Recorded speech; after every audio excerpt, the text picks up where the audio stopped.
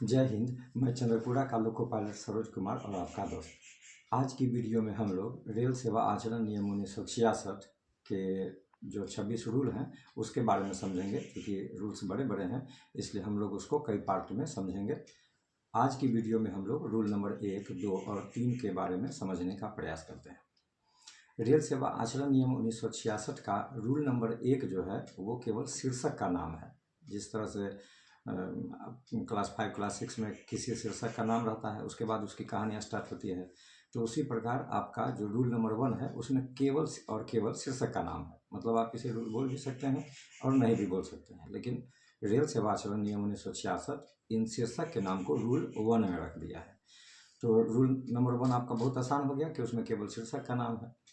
आपने जनरली सुना होगा कि किसी का ट्रांसफ़र हो जाता है तो हम लोग बोलते हैं कि ट्रांसफ़र पनिशमेंट नहीं है। तो ये बात हम लोग कैसे जान जाते हैं? ये बात हम लोग जान जाते हैं रूल नंबर 2 के तहत। रूल नंबर 2 में जो इम्पोर्टेंट शब्दावली है, जो पनिशमेंट का है या पुरस्कार का है, उसकी परिभाषा दी गई है। रूल नंबर 2 में परिभाषा दी गई है और इस परिभाषा में पुरस्कार की परिभाषा लिखी है, पनिशमेंट की परिभाषा लिखी है, आरोप पत्र की परिभाषा लिखी है। मतलब केवल परिभाषाएं हैं जो आप उसको रूल मान भी सकते हैं, क्योंकि परिभाषा रेल परिभाषित करता है तो उसको एज ए नियम ही वो ट्रीट करता है। तो रूल मान भी सकते हैं, रूल एक प्रकार से नहीं भी है। तो रूल नंबर 1 हो गया आपका केवल शीर्षक का नाम हो गया। रूल नंबर 2 में परिभाषाएं हो गई, जो इम्पोर्टेंट शब्द हैं उसकी परिभाषाएं हो गई। अब हम लोग मुख्य रूप से रूल नंबर 3 को देखते हैं। जो 26 रूल हैं, पार्ट 1 में मैंने आप लोगों को इसमें वीडियो में डाला था कि रेल सेवा आचरण नियम 1966 के टोटल 26 रूल हैं। तो जो 26 रूल है उसमें जो सबसे बड़ा रूल है और जो सबसे इम्पोर्टेंट रूल है, जो चार्जशीट में ज़्यादातर मतलब 99% यूज किया जाता है, वो है रूल नंबर 3। रूल नंबर 3 काफ़ी बड़ा है, इसलिए हम लोग इसको 2 भागों में समझने का प्रयास करेंगे। रूल नंबर 3 के प्रथम भाग और रूल नंबर 3 के दूसरे भाग। रूल नंबर 3 का जो प्रथम भाग है उसमें 2 पॉइंट है। पॉइंट 1 के फिर 3 भाग हैं और पॉइंट 2 के भी 2 हैं। तो रूल नंबर 3 का जो प्रथम भाग है उसको हम लोग देखते हैं कि वो क्या करता है। रूल नंबर 3 का प्रथम भाग ये लिखा है कि प्रत्येक रेल कर्मचारी हर समय पूर्ण रूप से सत्यनिष्ठ रहेगा। दूसरा बोल रहा है कि कर्तव्यपरायण रहेगा। और तीसरा, ऐसा कोई काम नहीं करेगा जिससे कानून और व्यवस्था ध्वंस होती हो और सरकारी कर्मचारी के लिए अशोभनीय हो। ये आपका रूल नंबर 3 का पॉइंट और जो 1 है उसके 3 भाग हैं। तो जो पहला है कि पूर्ण रूप से सत्यनिष्ठ रहेगा, ये बहुत इंपॉर्टेंट है और इसमें लगभग अधिकारी आपको फंसाई लेंगे। और रूल नंबर जो 2 है वो कर्तव्यपरायण का है, यानी आपको जो ड्यूटी मिलेगा वो ड्यूटीफुल रहना है। तो ये रूल ज़्यादा महत्वपूर्ण तो नहीं रहेगा, क्योंकि कर्तव्यपरायण की बात रह गई है। और तीसरा, ऐसा कोई काम नहीं करेगा। तो ऐसा कोई काम नहीं करेगा मतलब समझ लीजिए कि आप कुछ भी करते हैं वो जोड़ देगा कि ऐसा कोई काम आपको नहीं करना था, ये आपका अशोभनीय काम है, और इस प्रकार से वो आरोप पत्र आसानी से तैयार कर लेते हैं। रूल नंबर 3 का पॉइंट नंबर 2, इसको हम लोग पहले चर्चा कर चुके हैं कि कोई भी सुपरवाइजर जो होगा अपने अधीनस्थ कर्मचारियों का ही कंट्रोल कर सकता है। अगर उसके अंदर कोई मान लीजिए कॉन्ट्रैक्टर का कर्मचारी है तो आप कॉन्ट्रैक्टर के कर्मचारी को भी डिस्टर्ब नहीं कर सकते हैं। हाँ, उसके जो कॉन्ट्रैक्टर हैं उनको आप बोल सकते हैं। कॉन्ट्रैक्टर के जो सुपरवाइजर होते हैं वो अलग होते हैं, वो रेल के नहीं होते हैं। और आपको जब तक वो लिखित नहीं देता है कि आप ही मेरे कर्मचारियों को देख रेख करिएगा, आपको ऐसा नहीं करना है, वो ओवर रूल माना जाएगा। तो 2 नंबर का जो पॉइंट 1 है, पर्यवेक्षक पद धारण करने वाला प्रत्येक कर्मचारी अपने नियंत्रण और प्राधिकार के अधीन रेल कर्मचारियों की सत्यनिष्ठा, कर्तव्यपरायणता सुनिश्चित करने के लिए हर संभव उपाय करेगा। तो जब भी आपको चार्जशीट मिलता है तो ये रूल नंबर 3 का पॉइंट नंबर जो 2 का जो 1 है, ये आपको उसमें बचाव करेगा, क्योंकि ये जो आपके सुपरवाइजर हैं उनको बोला गया है कि आपके अधीनस्थ जो भी कर्मचारी हैं आपको ये प्रयास करना है कि वो ड्यूटीफुल रहे और सत्यनिष्ठ रहे। तो ड्यूटीफुल और सत्यनिष्ठ रहे, इसके लिए प्रयास कर्मचारी को तो खुद भी करना है, लेकिन उसके जो सुपरवाइजर हैं उन्हें भी यह ऑर्डर दिया गया है कि आपको ऐसा करना है। यानी कर्मचारी कुछ भी गलती करता है तो कहीं ना कहीं से रूल नंबर जो 3 का पॉइंट, दूसरा पॉइंट आप देख रहे हैं, उसके तहत सुपरवाइजर को भी दोषी माना गया है। चार्जशीट का जब हम लोग उत्तर लिखते हैं तो उसमें मोटा मोटी केस के हिसाब से इस बात का जिक्र कर दिया जाता है कि यहाँ पर सुपरवाइजर के द्वारा कुछ गड़बड़ी की गई है या उनके द्वारा कुछ ऐसा प्रयास नहीं किया, कुछ निर्देश नहीं दिया गया जिसके चलते यह गलती हुई है। और इसका अगला पॉइंट हम लोग देखते हैं। पॉइंट नंबर 2 है कि सौंपे गए काम में अपने सर्वोत्तम विवेक का प्रयोग करेगा, उच्च अधिकारी के लिखित निर्देश पर आउट ऑफ रूल काम कर सकता है। लिखित पहुंचाना संभव न हो तो काम के तुरंत बाद लिखित अनुमति प्राप्त कर लेगा। इसको हम लोग समझते हैं मोटा मोटी। कभी कभी जो लोको पायलट रहते हैं, कभी कभी कुछ काम करते हैं तो उनको रिटेन चाहिए। जब आप नियमतः काम करते हैं लिखित देने की जरूरत नहीं है, लेकिन जब आप लिखित आपको तब जरूरत पड़ता है जब आप काम नियमतः आप नहीं करवा पा रहे हैं। कोई सीनियर ऑफिसर है, आपको तो पहले ही बता दिए थे कि कोई भी जो ग्रुप ए अधिकारी रहते हैं वो ग्रुप सी और ग्रुप डी कर्मचारी के लिए रूल बना सकते हैं या थोड़ा बहुत परिवर्तन कर सकते हैं। तो वो जो थोड़ा बहुत शब्द था उसमें यही है कि आप कोई काम नियमतः करना चाह रहे हैं, किसी ऑफिसर को लग रहा है कि नहीं ऐसा नहीं, ये ठीक रहेगा वो ठीक रहेगा, तो वो आपको ऐसा ऑर्डर दे सकते हैं, यानी आउट ऑफ रूल का ऑर्डर दे सकते हैं, लेकिन ऐसा ऑर्डर उनको लिखित में देना होगा। अगर आप तक लिखित पहुँच पाना असंभव हो या लगता है कि वहाँ नहीं पहुँचाना पाएगा तो आप उस काम को कर लीजिए। मतलब जो काम ऑफिसर निर्देशित किए हैं उस काम को कर लीजिए और उस काम को करने के तुरंत बाद उसकी लिखित अनुमति जहाँ से आप ले सकते हैं, कहीं निकटतम स्टेशन होगा, कोई तो स्टाफ होगा जहाँ से आप लेंगे, तो जहाँ से आप ले सकते हैं लिखित अनुमति प्राप्त कर लेंगे। तो ये अभी तक हम लोगों ने देखा कि रूल नंबर 3 के जो 2 पार्ट हैं उसका जो पहला और दूसरा, तो पहला पार्ट का यानी प्रथम भाग समाप्त हो गया है।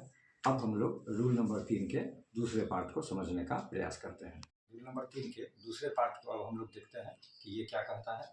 रूल नंबर जो आप 3 देख रहे हैं, तो हम लोग बोले थे कि प्रथम भाग दूसरे भाग है, तो प्रथम भाग में जो रूल दिया हुआ था, जैसे रूल 3 का पॉइंट 1, पॉइंट 2, पॉइंट 3 था, फिर उसी का पॉइंट नंबर 2 का पॉइंट 1, पॉइंट 2 था, लेकिन इसका दूसरा पार्ट में वैसा नहीं है। इसका दूसरा पार्ट में रूल नंबर 3 का जो सेकंड पार्ट है उसमें 3 का क, 3 का ख, 3 का ग, इस तरह से 5 रूल्स दिए हुए हैं। महिलाओं से संबंधित जो उत्पीड़न है उससे संबंधित रोकथाम के रूल भी इसी में दिए हुए हैं। तो हम लोग इसको देखते हैं कि इसका सेकेंड पार्ट, रूल नंबर 3 का सेकेंड पार्ट क्या कहता है। 3 का क कहता है कि अशिष्टता से कोई काम नहीं करेगा, यानी कोई रेल कर्मचारी आपको डिसिप्लिन तरीका से ही कोई भी काम जो आपको सौंपा गया है वो काम करना है, जानबूझकर किसी काम में देरी नहीं करेगा। यानी आपको कोई काम दिया गया है रेल द्वारा और उसमें लेट हो रहा है तो आपको बताना पड़ेगा कि उसको आप लेट क्यों कर रहे हैं, जानबूझकर के लेट नहीं होगा, नहीं तो ये रूल नंबर 3 का उल्लंघन माना जाएगा। और रूल नंबर 3 का ख ये 4 नियमों को कवर अकेले करता है। विवाह आयु, पर्यावरण संरक्षण, वन्य जीव सुरक्षा एवं सांस्कृतिक विरासत के मामले में सरकारी नीति का आपको पालन करना है। आप रेल कर्मचारी हैं तो विवाह आयु का पालन करना होगा।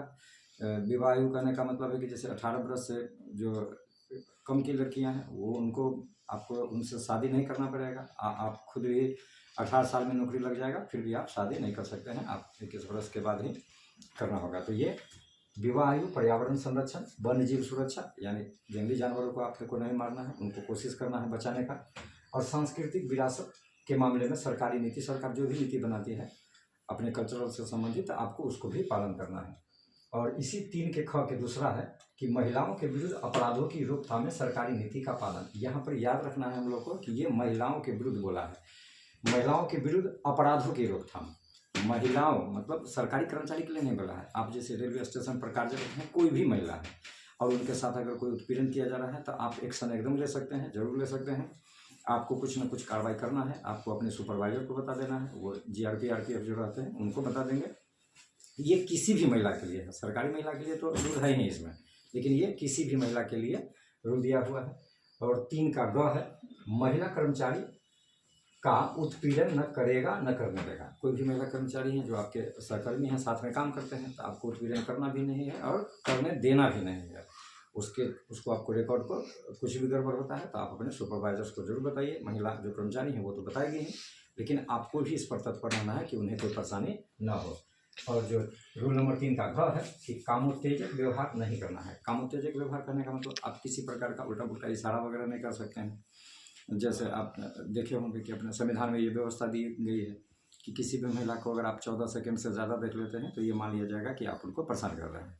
तो आपको मतलब देखना है, आप किसी महिला है बढ़िया रहता है, लोग देख लेता है, तो उसको बार बार से आपको बचना है। 14 सेकंड का एक समय दिया गया है तो वो आप पर आरोप लग सकता है 14 सेकंड से भर, यानी लगातार आप देख रहे हैं तो मान लिया जाएगा कि आप छेड़खानी के मूड में हैं या छेड़खानी करना चाहते हैं। तो अगर आप सरकारी कर्मचारी हैं तो ये रूल नंबर 3 के घ का उल्लंघन माना जाएगा। आप टेकअप हो जाएंगे कंडक्ट रूल के तहत और आप पर कार्रवाई हो जाती है। और याद रखिएगा कि ये जो 26 रूल हैं इस पर कार्रवाई का कोई ये प्रावधान नहीं है कि कहाँ तक होगा। अधिकारी के विवेक पर निर्भर करेगा। जो रेल के ऑफिसर होते हैं वो हाफ जुडिशियरी में आते हैं, यानी अर्ध न्यायिक सेवा की तरह वो काम करते हैं। तो वो आपका पनिशमेंट देना चाहेंगे तो वो कुछ भी दे सकते हैं। कुछ भी करने का मतलब, अगर सीवियर केस है तो आप रिमूव फ्रॉम सर्विस भी हो सकते हैं। रूल नंबर 3 का जो अंग है यानी 5वां है, यौन संबंधी अशोभनीय शारीरिक, मौखिक या सांकेतिक आचरण आपको नहीं करना है। शारीरिक आचरण हुआ या मौखिक आचरण, यानी कोई भी फब्ती कस दिए, कुछ भी बोल दिए, और महिला कर्मचारी है या सामान्य महिला भी है उनके लिए भी मैंने बोला है कि ये जो महिला कर्मचारी के लिए भी है, और ख का दूसरा बोलता है सामान्य महिला के लिए भी है। तो आप किसी भी महिला को, चाहे कर्मचारी हो या ना हो, आप उस पर कोई भी काम उत्तेजक बात नहीं कर सकते हैं। सांकेतिक आचरण नहीं कर सकते हैं, यानी कुछ उल्टा पुल्टा संकेत आप अगर उनको लगेगा कि ये संकेत किया जा रहा है, हालांकि ये महिलाओं का काफ़ी विशेषाधिकार हो जाता है, वो कभी बोल सकती है, इसका तो प्रमाण रहता नहीं है, फिर भी आपको ध्यान रखना है एज ए कर्मचारी कि आप इन सब कार्यों से बचेंगे।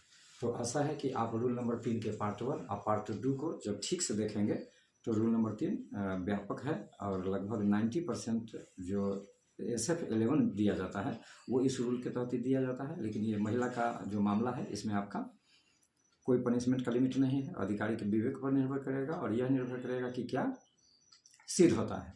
और सिद्ध महिला कर्मचारी को नहीं करना पड़ता है, ये आपको सिद्ध करना पड़ेगा कि आपने ऐसा नहीं किया है। तो रूल नंबर 1, 2 और 3 को हम लोगों ने समझ लिया है। अगली वीडियो में हम लोग शेष रूल को समझ लेंगे।